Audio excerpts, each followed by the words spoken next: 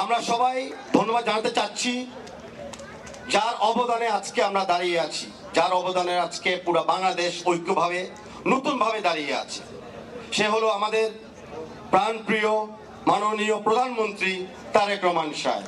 উনি তাৎক্ষণিকভাবে টিম যাওয়ার আগে উনি আমাদের মাননীয় প্রতিমন্ত্রী সাহেবের সাথে বারে বারে খোঁজ নিয়েছিল যে টিমের অবস্থা কি, টিমের মেন্টাল এবং ফিজিক্যাল স্ট্রেংথ কেমন আছে এবং টিমকে উৎসাহ দেওয়ার জন্য আমরা কি করতে পারি।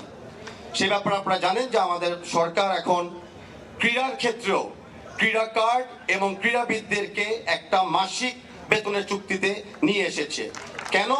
কারণ আমাদের প্লেয়াররা যখন মন খুলে খেলতে পারবে, ওদের আয় বা এটাকে পেশা হিসাবে দেখতে পারবে, তখনই তাদের পরিবার সুস্থি পাবে। আর পরিবার যখনই সুস্থি পাবে, আমাদের প্লেয়াররা দেশের জন্য লড়তে পারবে, আমরাও লড়তে পারবো। মাননীয় প্রধানমন্ত্রীকে ধন্যবাদ জানাচ্ছি যে খেলা শেষ হওয়ার সাথে সাথে উনি ওনার পার্সোনাল ফেসবুক আইডি থেকে আমাদেরকে ধন্যবাদ জানিয়েছে অ্যান্ড মনে করে দিয়েছে যে উনি আমাদের খেলাটা দেখতে ছিল অ্যান্ড প্রত্যেকটা প্লেয়ারের ব্যাপারে উনি খোঁজ খবর নিচ্ছিল।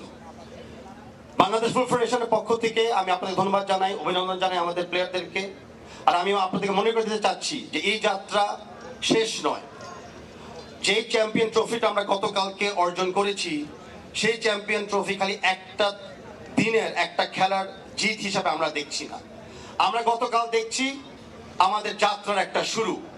আমাদের যেই যাত্রাতে আজকে যেটা মার্ক কক্স বলেছে, হয়তো এখন থেকে শুরু করলাম, আশা করি 2036 সালে যায় যাত্রাটা আমরা সফল করতে পারবো। বা তার আগে আমরা প্রস্তুতি নিচ্ছি অনূর্ধ্ব 20 AFC কাপের জন্য, সেটা অগস্ট 25 তারিখে শুরু হতে যাচ্ছে। আমরা আশা করি এই টিমটার পিছিয়ে আমরা জোরালো সাপোর্ট দিব, টিমটা রেডি থাকবে, ইনজুর্ড প্লেয়াররা রিকভার করবে অ্যান্ড অনেক প্লেয়াররা আছে যারা হয়তো স্কোয়াডে চান্স পায় নাই, তাদেরকে সুযোগ দেওয়া হবে আবার স্কোয়াডে আসার জন্য। আরেকটা ব্যক্তিগত কথা বলি যে আমাদেরকে সবচেয়ে বড় ইন্সপিরেশন আগেও দিয়েছিল, এখনো দিয়ে যাচ্ছে। এককালে হয়তো শুধু বাংলাদেশ জাতীয় দলের ক্যাপ্টেন ছিল, এখন পুরা বাংলাদেশের ক্রীড়া পরিবারদের ক্যাপ্টেন জনাব আমিনুল হক। ওনাকে দেখলেই বোঝা যায় লিডারশিপ কাকে বলে।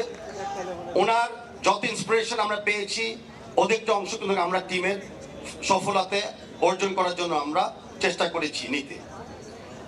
আমিনুল হক সাহেবকে ধন্যবাদ জানাচ্ছি এভাবে আমার টিমের সাথে থাকার জন্য, আমাদের নেতৃত্ব দেওয়ার জন্য।